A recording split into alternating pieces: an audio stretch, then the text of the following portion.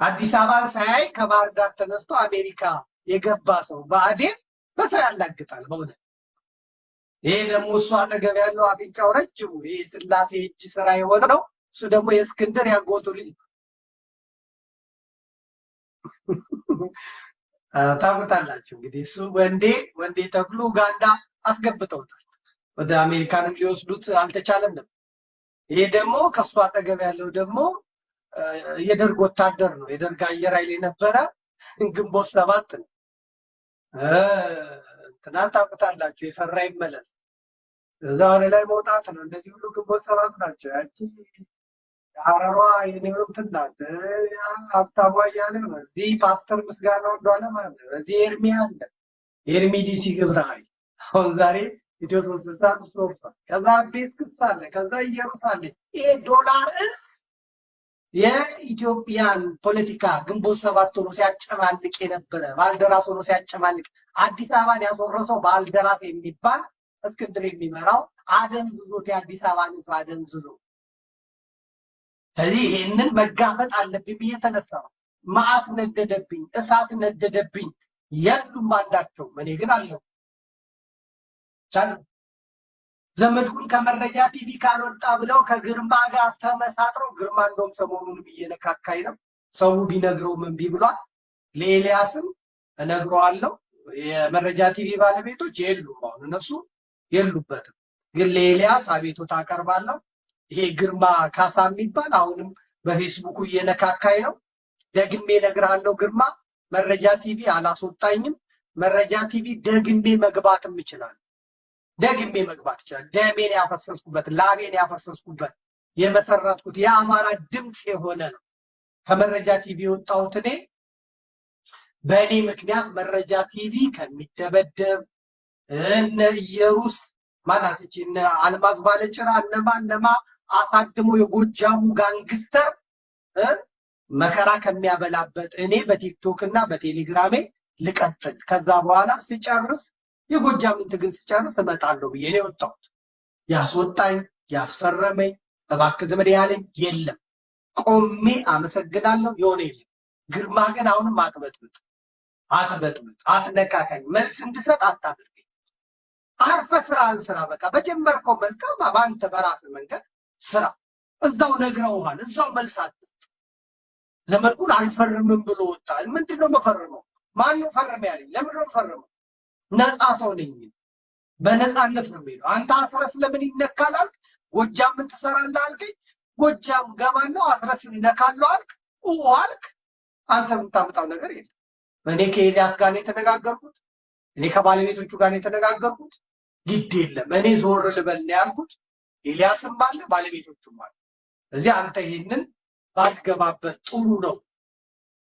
ግርማ ኦሮሞነት መብትህ ነው። የአማራን ትግል መብት። እኔ ቆንቱ እዚህ የአማራ ትግል ላይ እየዳከርኩኝ እኔ አንተን ለምን እስከ ተቀበሉ ድረስ እስከ ሰሙ ድረስ ምን አገባኝ?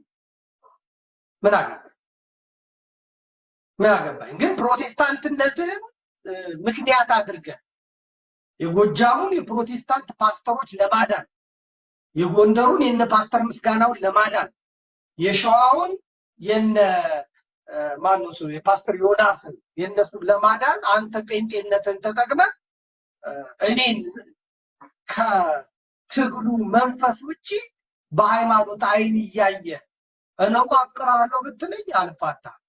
አንተን ስነካ መረጃን ስለምነካ ነው። መረጃ መነካት የሌለበት መደረስ መደገፍ ያለበት ብቻውን የአማራ ድምፅ ሆኖ አማራ እንዲሰማ ያደረገ ተቋም ስለሆነ፣ ስለዚህ ያ ተቋም እንዲፈርስ ካልፈለክ በስተቀር አትነካካኝ። በቃ አልነካም፣ አልደርስብህ፣ አትድረስብኝ። አትነጥሻለሁ፣ ጨርሻለሁ። ስለዚህ ይሄን በዚህ በኩል እንድታዩ አሳስባለሁ። እዚህ እኔ የለከፍኩት እናንተ ዘርዝሩ ማን ስንቱ ላይ ጨዋችሁብኝ። አሁንስ አለቀለት፣ አሁንስ በቃው ዘመዴ ያላችሁት ስንቱን። ነገር ግን እነዛን ሁላ ተሻግሬያለሁ፣ እነዛን ሁሉ አሸንፈናል። ምንድን ነው ያልኳችሁ? ጎጃሞች ሀብታሙ አያሌው ያስፈርሙታል ብያለሁ። ሀብታሙ ለከፈለው የሚጮህ ብር ያለበት ቦታ ድምፅ የሚሆን ወንድማችን ጻድቅ። ስለዚህ አሁን ጎጃሞች ይገዙታል ብዬ ኢትዮ 360 ውስጥ እንዳለ ተናግሬ ነበር። እዚህ ሀብታሙ አያሌው በነፃ ዝውውር የጎጃሙን ኃይል አድናለሁ ብሎ እንደ አስረስ ማሬ አስገብተውታል ማለት አስገብተውታል ማለት። ስለዚህ የሚዲያ ሰራዊቱን ጎጃም አምጣ ያን ጎጃምን አፈር ያበላውን ጎጃምን አሁን ባለሀብቱም ምኑም እዛ ገብቶ ይመጣል ማለት ነው። እነ አቶ ወርቁ አይተነው የሚባሉ የጎጃም ባለሀብቶችን አፈር ከድሜ ያበላቸው ሀብታሙ አያሌው አሁን ዛሬ መጥቷል። እንግዲህ እንዴት እንደሚቀበሉት እናያለን።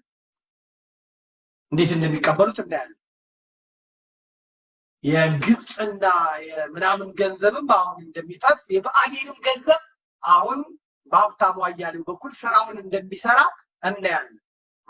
መብቱ ነው እንደፈለገ። ሰዎች እነ ኢየሩስም 7 ሰው 50 ሰው 60 ሰው አያቸው።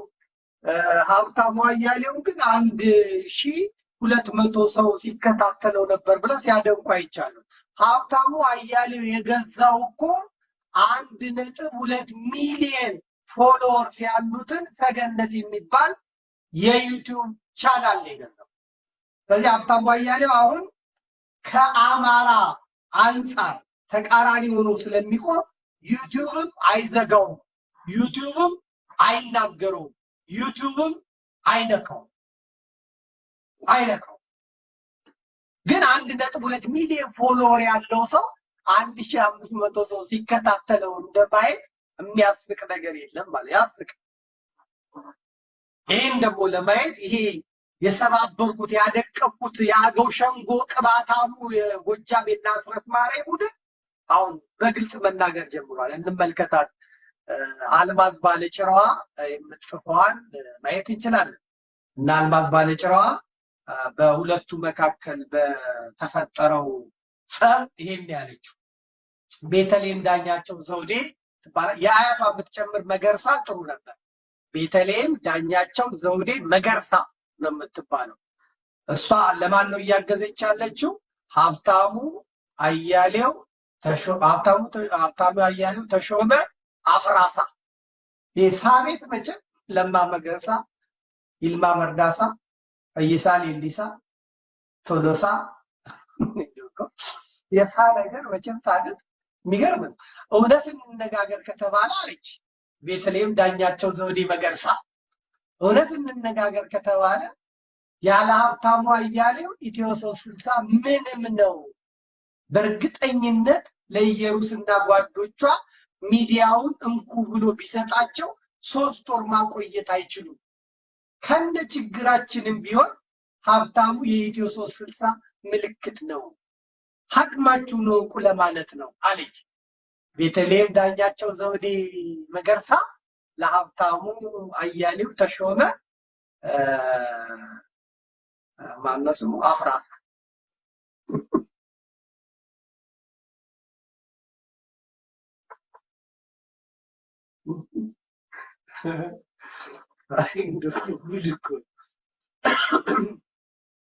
ጉድ እኮ።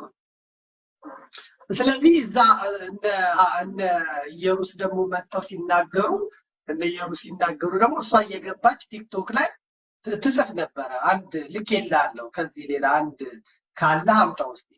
እዛ ውስጥ ገብታ እዚህ አምጣልኝ ወደ ሳባለሁ 3 ሰዎች ሲናገሩ እዚህ ጋር ይቻት ነው። አዎ ቤተልሔም ዳኛቸው እዚህ ጋር አለች። አሁን የምንደግፈው ሀብታሙ አያሌውን ብቻ ነው ትላለች ማለት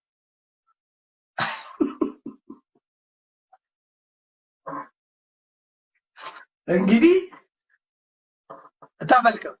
ቤተልሔም ዳኛቸው ጎጃሜ ናት። ጎጃም ያለች ኦሮሞና አገው ናት። ግን የአማራን ትግል የምትመራ አዝማሪ ናት ማለት ነው። ደግሞ ኢየሩሳሌም ደግሞ የጎጃሜው የምናላቸው ስማቸው ሚስት ናት።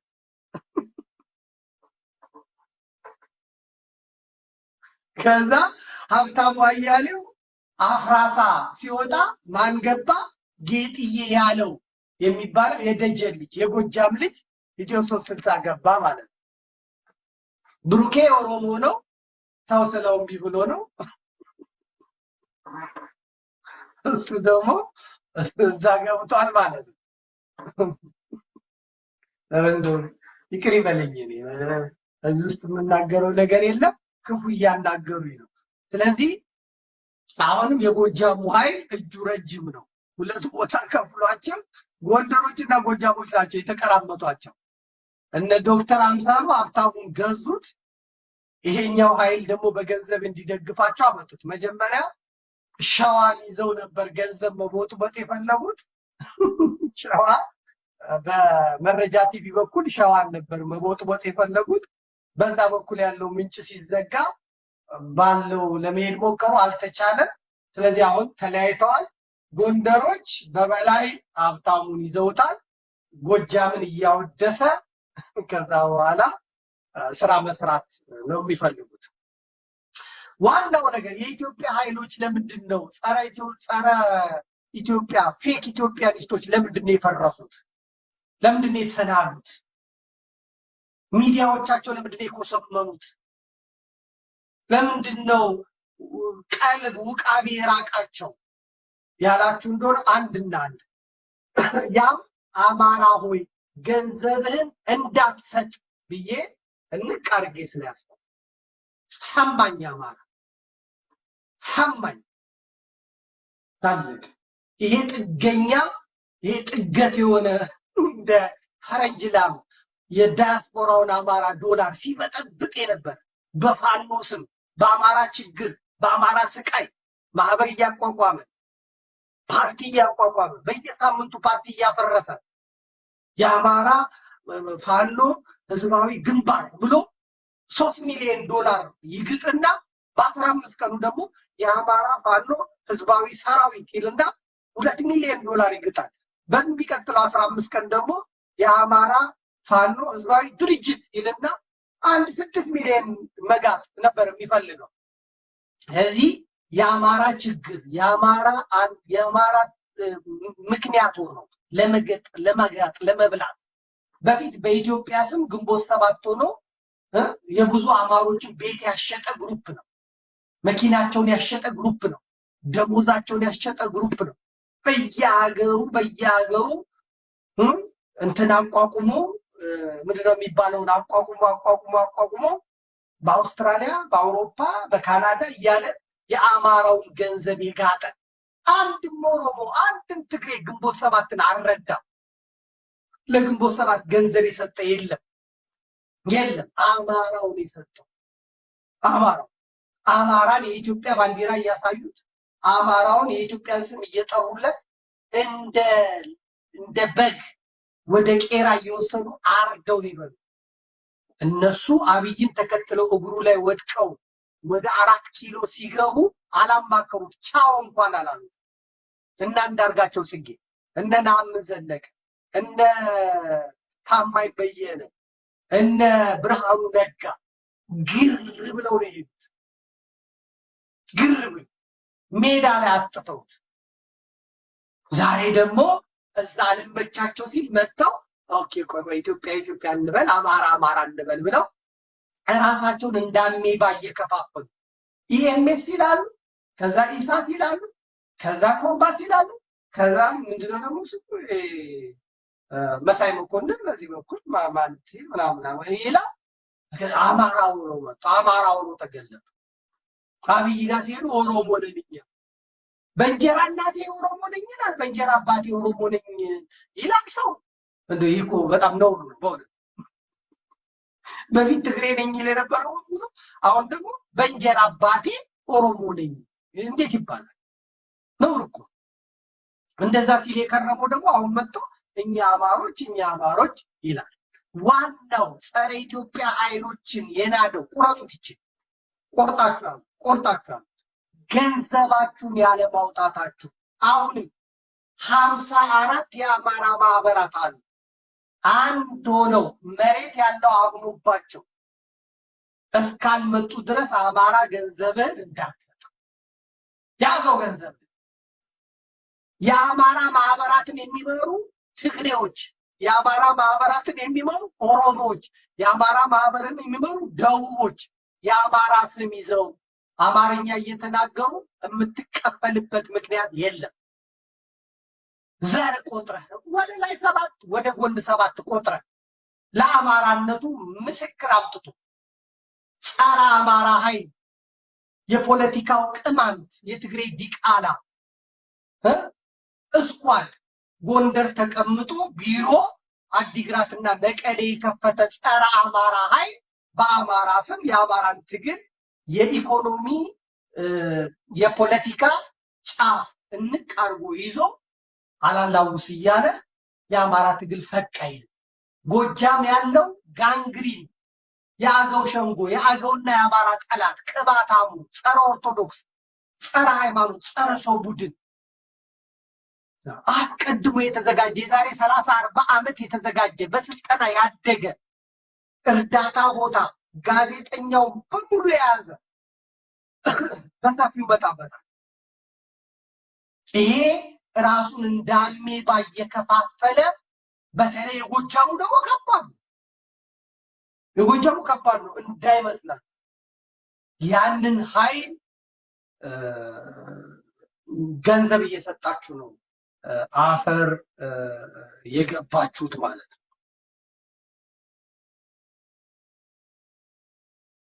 የገባችሁት